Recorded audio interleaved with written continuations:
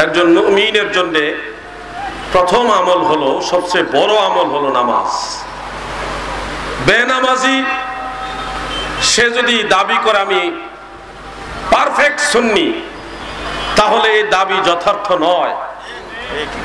আকীদায় সুন্নি, আমলে ভেজাল, তারা হলো ফাসেক সুন্নি।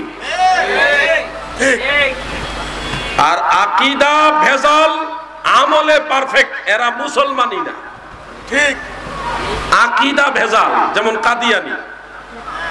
কাদিয়ানীদের আকীদাই ভেজাল, কিন্তু নামাজ পড়ে, রোজাও রাখে, হজও করে, কোরআন তেলাওয়াত করে, জামাতে নামাজ পড়ে, মসজিদে আছে, মাদ্রাসাও আছে, লেবাসে সব আছে, কিন্তু আকীদা ভেজাল, এই জন্য তারা মুসলমানই না।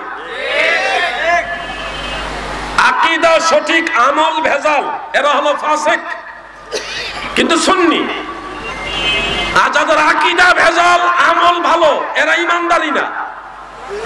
আর যাদের আকীদাও সুন্নি, আমলেও সুন্নতের উপর আছে, তারা হলো হক্কানি সুন্নি। পরিষ্কার ভাবে কথাগুলি বলছি। প্রিয় ভাইয়েরা আমার, সুন্নি কোন সুন্নতের আমল কেন্দ্রিক না, সুন্নি এটা হলো আকীদা কেন্দ্রিক। যদি বলেন যে আমার টুপি আছে, দাড়ি আছে, সুন্নতি লেবাস আছে, আমি তো সুন্নি, ভাই আপনার কথাটাকে সম্মান রেখেই আমি বলবো, দাদু আব্দুল্লাহ ইবনে উবাই মুনাফিকের সরদার ছিল, তার মাথায় টুপি ছিল, পাগড়ি ছিল, দাড়ি ছিল, মুখে লেবাসে পারফেক্ট সাহাবায়ে কেরামের অনুরূপ ছিল। আপনি বলুন তো, সুন্নতের পূর্ণাঙ্গ লেবাস থাকার পরেও সেই লোকটা কি সুন্নি? মুসলমানই তো না, সে তো মুনাফিক। সে মুনাফিকদের সরদার। এই জন্য লেবাসের সাথে যদি আপনার আকীদা সুন্নি হয়, বা সুন্নি আকীদার সাথে যদি আপনার লেবাসটা সুন্নতের উপর হয়, এটা হলো পরিপূর্ণ সুন্নি। আমি নামাজ নিয়ে যেটা বলতে চাচ্ছি, আমাদের দেশে নামাজ পড়তে গেলে ইদানিং কিছু ভাইরা ডিস্টার্ব করেন, লেডিস নামাজি কিছু বের হয়েছে। বড় আশ্চর্যের বিষয় হলো, তারা বলে সৌদি আরব দেখাইছি। ভাই সৌদি আরব আমাদের সবার প্রাণের জায়গা, আমাদের সবার হৃদয়ের জায়গা মক্কা এবং মদিনা। ওটা আমাদের দুর্বল একটা জায়গা, ওখানে আপনি বলতেই পারেন। কিন্তু আপনাকে বলবো, নামাজে যে আপনি এইভাবে হাত বাঁধছেন বুকের উপরে, এটা আপনি দোহাই দিচ্ছেন সৌদি আরব দেখে আসছেন। আমরাও তো দুই একবার বা আরো কম বেশি অনেকেই মক্কা মদিনায় গেছেন। আমরা দেখছি মক্কার হেরেম শরীফে, মদিনা মুনাব্বারায়, মসজিদে নববীতে, আর অন্যান্য জায়গায় অনেক মুসল্লিরা এইভাবে ধরে, অনেক মুসল্লিরা নাভির নিচে ধরে, অনেকে হাত ছেড়ে দিয়ে দাঁড়ায় থাকে এমনিতে নরমাল নামাজের ভিতরেই। আমরা কিন্তু সবগুলি দেখছি। আপনি শুধু বলতেছেন সৌদি আরবে বুকুর উপরে দেখছেন, এটা দেখছেন, আরো যে এইগুলি নাভির নিচে, নাভির উপরে হাত ছেড়ে দিয়ে, এই সবগুলিও যে মক্কা মদিনায় আছে, আপনি এগুলি দেখলেন না। এখানে তো বোঝা যাচ্ছে আপনার দেখার মধ্যে ভেজাল আছে। আপনি একটা উদ্দেশ্য হাসিলের জন্য একটা বলছেন আর বাকিগুলি বলছেন না। মানুষকে বলছেন হ্যাঁ মক্কা মদিনা এইভাবে নামাজ পড়ে, মানুষ মনে করতেছে মক্কা মদিনা যেহেতু পড়ে তাহলে তো ঠিকই আছে, তারা কি কম বুঝেনি? আপনি এটা বলেন না কেন যে মক্কা মদিনায় নাভির নিচে হাত বেঁধো নামাজ পড়ার মুসল্লি আছে? আপনি ওটা বলেন না কেন? এখানে তো বোঝা যাচ্ছে ডাল মে কুছ কালা হয়। আপনি আপনার স্বার্থ হাসিলের জন্য একটা বলছেন আর একটা গোপন করছেন।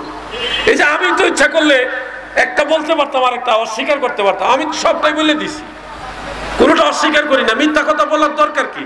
আমি না হয় এখানে মিথ্যা কথা বলে গেলাম, একটু পরে আপনারা বা এখনো ইচ্ছা করলে গুগলে সার্চ দিয়া, ইউটিউবে ঢুকা, মিডিয়ার মাধ্যমে দেখবেন যে হাদিস সাহেব যা বলছে ওটার সাথে মিললে তো 2 নম্বরই ধরা খাবো না। আমি মিথ্যা কথা কেন বলবো? আপনারা ওই একটার কথা বলতেছেন বুকের উপরে, অরিজিনালি বুকের উপরে কাবার ইমাম যারা, মসজিদে নববীর ইমাম যারা, কেউ বুকের উপরে ধরে না, সবাই নাভির উপরে ধরে, বুকের নিচে এইভাবে। খেয়াল করবেন। আবার আব্দুর রহমান সুদাইসি সাহেব সহ অন্যান্য ইমামরা, আব্দুর রহমান হুজাইফি মদিনার, ওনারা প্রায় সময় নাভির নিচে ধরে, অনেক সময় নাভির উপরে ধরে, অনেক সময় নাভির নিচে ধরে। ওনারা কিন্তু সবটাই আমল করতেছে। ভেজাল যা আছে সব আপনার ভিতরে। ভিতরে, উনাদের মধ্যে ভেজাল নাই, উনারা সবটাই আমল করতেছে। যে যে মাযহাবের তারা ওইভাবে আমল করছে। বাঙালি মুসলমানকে নরম পাইছেন, মক্কা মদিনার কথা বললে তারা দুর্বল হয়ে যায়, জন্য মক্কা মদিনার দোহাই দিয়া যে যেমনি পারে এমনি মাসালা দিতেছে। প্রিয় ভাইয়ের আমার, আমরা যারা নামাজ আদায় করি, নামাজে নাভির নিচে হাত ধরি, অনেকে পেট একটু বড় থাকলে বা হাত স্বাভাবিক না থাকলে নাভি বরাবর বা একটু উপরে উঠে যায়, এটা যার যার অবস্থার দৃষ্টিকোণ থেকে।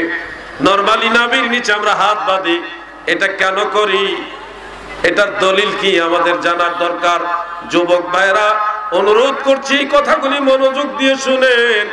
বুকের উপরে হাত বাঁধারও হাদিস আছে, আমি অস্বীকার করতে পারবো না, যেহেতু আছে।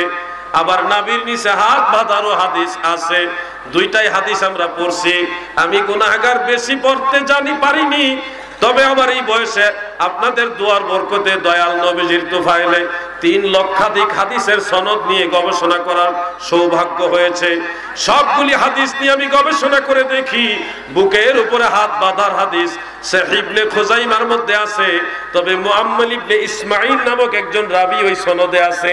তাকে ইমাম বুখারী আমিরুল মুমিনিন ফিল হাদিস তিনি বলেছেন যে ওয়াহুয়া মুনকার বা মুনকারুল হাদিস, সে হাদিস বর্ণনায় মুনকার। অনেকে বলছে কাসীরুল খাতা, সে হাদিস বর্ণনা করার সময় বহু ভুল করত। অনেকে বলছে সে দাঈফুল হাদিস, সে দুর্বল বর্ণনাকারী হাদিস বর্ণনার ক্ষেত্রে। সে একজন সমালোচিত রাবী, একজন দুর্বল মুনকার রাবী, যে বুকের উপরে হাত বাঁধার হাদিস বর্ণনা করেছেন।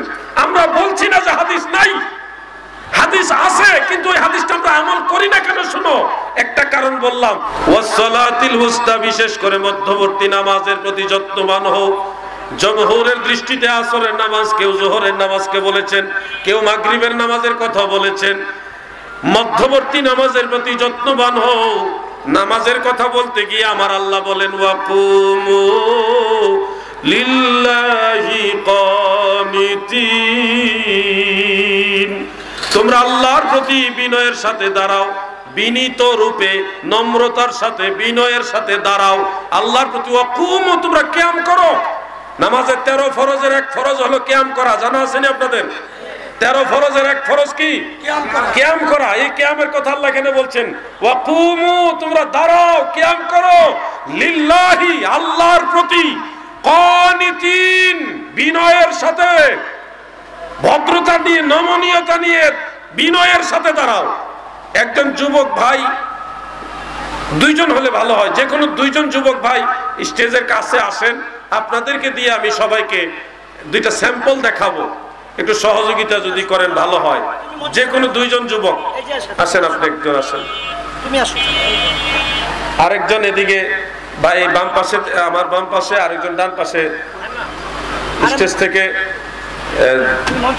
উপরে ওঠেন ভাইজান, আপনি উপরে ওঠেন, আপনারা সবাই এদিকে ফলো করবেন।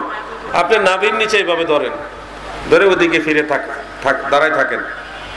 আর ভাইজান আসেন, আমি প্র্যাকটিক্যাল জিনিসটা দেখাচ্ছি আপনাদের সুবিধার জন্য। আপনি বুকের উপরে এইভাবে হাত ধরেন, বুকের উপরে। আপনারা সবাই খেয়াল করেন, আমার এই ভাই নাভির নিচে হাত ধরেছেন, আমার এই ভাই বুকের উপরে ধরেছেন, 2 জনই হাত বেঁধেছেন। কোরআনে আল্লাহ তাআলা বলেছেন ওয়াকুমু লিল্লাহি কানিতিন, তোমরা আল্লাহর প্রতি বিনয়ের সাথে দাঁড়াও। 2 জনের হাত বাঁধাই আমি আপনাদের দেখালাম। এখন হাত বাঁধাকে কেন্দ্র করে কার দাঁড়ানোর মাঝে বিনয় বেশি বোঝা যাচ্ছে, বুকের উপরে না নাভির নিচে? সবাই যার যার স্বাধীন অবস্থায় উত্তর দেন, বুকের উপরে না নাভির নিচে? ধন্যবাদ আপনাদের 2 ভাইকে, আপনারা বসেন। আল্লাহ আপনাদের উত্তম প্রতিদান দান করুক। কোরআন থেকে আমরা বুঝলাম বুকের উপরে হাত বাঁধার তুলনায় নাভির নিচে কেউ যদি হাত বেঁধে দাঁড়ায় তাহলে ওটার মধ্যে অধিক বিনয় প্রকাশ পায়। অতএব হানাফি মুসলমানেরা যেইভাবে নামাজ পড়ে সেই নামাজ আল্লাহর কোরআন দ্বারা সমর্থিত, ঠিক না? এখানে একটা প্রশ্ন দাঁড়ায় যে মহিলারা কেন বুক বরাবর হাত বাঁধে? আল্লাহ তাআলা নাভির নিচে বা বুকের উপরে কোথাও বলে নাই, বলছে বিনয়ের সাথে দাঁড়াও। এখন আপনারা খেয়াল করবেন, অনেক ছোট ভাইরা আছেন, এটা নেগেটিভ মাইন্ডে নেবেন না। যার যার সবারই মা, বোন, স্ত্রী, ছোট বোন, ফ্যামিলির মহিলা সদস্য আমাদের সবারই আছে। অতএব বিষয়টা বোঝার জন্য বলছি, মহিলাদের বুক বরাবর হাত বাঁধলেই বেশি বিনয় বোঝায়। নাভি বরাবর বা নাভির নিচে যদি মহিলার হাত বাঁধে, তখন ওই হাত বাঁধার মাঝে মহিলাদের বিনয় বুঝায় না। কেন বুঝায় না? আপনি দেখেন, একটা মহিলা যদি নাভির নিচে এইভাবে চাপ দিয়ে হাতটা, দুইটা হাত এইভাবে ধরে, আপনার স্ত্রীকে দিয়ে আপনি চিন্তা করেন, আপনার স্ত্রী যদি এইভাবে নাভি বরাবর এইভাবে হাত চাপ দিয়ে ধরে, তখন তিনার স্তনগুলি ভেসে উঠবে, লজ্জাস্থান আরো ভাসমান হবে, সতর ঢাকনা তো পড়বেই না, এটা আরো দৃষ্টিগোচর হবে, যেটা দেখতে দৃষ্টিকটু দেখা যাবে। দেখেন ইসলাম কত সুন্দর ধর্ম।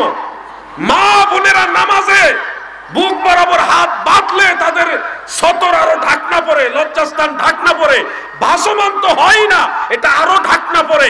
ইসলাম কত সুন্দর ধর্ম, নামাজের ভিতরে যেন মা বোনদের লজ্জাস্থান প্রকাশিত না হয় সেই ব্যাপারটা গুরুত্ব দেওয়া হয়েছে। সুবহানাল্লাহ। এটা আমার মন গড়া ব্যাখ্যা নয়, সাহাবাই কেরাম এবং খুদ রাসূল করিম সাল্লাল্লাহু আলাইহি সাল্লাম এই বিষয়টাকে প্রাধান্য দিয়েছেন। আমি অনেকগুলি হাদিসের একটা সারমর্ম একটা হাদিস আপনাদের শোনাচ্ছি। মুসান্নাফ আব্দুর রাজ্জাক, মুসান্নাফ ইবনে আবি শাইবা, মুজামুল কবির লিত-তাবারানি, সুনানুল কুবরা লিল বাইহাকি, এছাড়াও আরো অনেকগুলি কিতাবে আমি অনেকগুলি হাদিস পেয়েছি, অনেকগুলি হাদিস। সেই সবগুলি হাদিস বিভিন্ন সাহাবারা বর্ণনা করেছেন। আব্দুল্লাহ ইবনে ওমর রাদিয়াল্লাহু আনহুমা, ওয়াইল ইবনে হুজর রাদিয়াল্লাহু আনহু, মহিলা সাহাবী আছে এক দুইজন, এবং আব্দুল্লাহ ইবনে আব্বাস রাদিয়াল্লাহু আনহুমা, হযরত আলী কাররামাল্লাহু ওয়াজহাহু, আর অনেকে বর্ণনা করেছেন হাদিসগুলি। মহিলাদের নামাজ আর পুরুষের নামাজের ডিভাইডেশনটা কেন হলো, পার্থক্যটা কেন হলো, ওটা করতে গিয়ে অনেক সাহাবীরা মারফু মাওকুফ বিভিন্ন ভাবে হাদিস বয়ান করেছেন। এর মূল সারমর্ম হিসেবে একটা হাদিস আপনাদের শোনাই। আন ইবনে আব্বাস রাদিয়াল্লাহু আনহুমা আন্নাহু সুইলা আনি সালাতিল মারআত ফাকালা তাজতামিউ ওয়া তাহতাফিজু। রাইসুল মুফাসসিরিন হযরত আব্দুল্লাহ ইবনে আব্বাস রাদিয়াল্লাহু আনহুমাকে মহিলাদের নামাজ সম্পর্কে জিজ্ঞাসা করার পরে তিনি বললেন, মহিলাদের নামাজ হবে জড়সড় হয়ে এবং একটা অঙ্গ আর একটা অঙ্গের সাথে লাগিয়ে। যেমন পুরুষ সেজদা দিলে সিনা এবং জমিনের মাঝখানে একটু গ্যাপ রাখতে হয়, যেন ছোট্ট একটা বকরির বাচ্চা আসা যাওয়া করতে পারে, আপ ডাউন করতে পারে। কিন্তু মহিলাদের বিধান হলো তারা জড়সড় হবে, এরকম গ্যাপ রাখবে না। কারণ আপনার সিনা উপরে উঠলে অসুবিধা নাই, কিন্তু মহিলাদের সিনা উপরে উঠলে স্তন আরো বেশি উঠবে, এটা অসুন্দর দেখা যাবে, সতর প্রকাশিত হবে। আর পুরুষ সেজদা দেওয়ার সময় কোমর উঁচা হয়ে থাকে, নো প্রবলেম। কিন্তু মহিলাদের কোমর যখন উঁচা হয়ে থাকে, পিছন থেকে আপনার স্ত্রীকেও যদি আপনি দেখেন, এটা দৃষ্টিকটু দেখা যাবে, অসুন্দর দেখা যাবে। মহিলাদের কোমর উঁচা থাকলে খারাপ দেখা যায়, এটা মাইন্ডের বিষয়, আপনাদের বোঝার জন্য বলছি। এই জন্য ইসলাম কত সুন্দর ধর্ম। সেজদার সময় মা বোনদের স্তন এবং পিছনে কোমর যেন অসুন্দর দেখা না যায়, এই জন্য মহিলাদের সেজদার অবস্থাটাও আল্লাহ রসুল এবং সাহাবাই কেরাম পরিবর্তন করে দিয়ে গেছেন। সুবহানাল্লাহ। এই জন্য মহিলারা নামাজে যদি বুক বরাবর হাত বাঁধে, তাহলে মহিলাদের ক্ষেত্রে ওটাই অধিক বিনয়ী হিসেবে ধরা হয়। নাভির নিচে ধরলে এটা উল্টা হয়ে যায়। মহান আল্লাহ পাক আমাদের সবাইকে মদিনাওয়ালা মুখী হয়ে সাহাবাই কেরামের তরিকায়, মদিনাওয়ালার তরিকায় চলার তৌফিক দেন, বলেন আমিন। আসসালামু আলাইকুম রহমতুল্লাহি ওয়া বারাকাতুহু। দয়া করে আমাদের ইসলামিক মাইন্ড ওয়ান চ্যানেলটি সাবস্ক্রাইব করুন এবং পাশে থাকা বেল আইকনটি চেপে রাখুন, যেন পরবর্তী ভিডিওগুলো আপনারা নোটিফিকেশনের মাধ্যমে পেয়ে যান।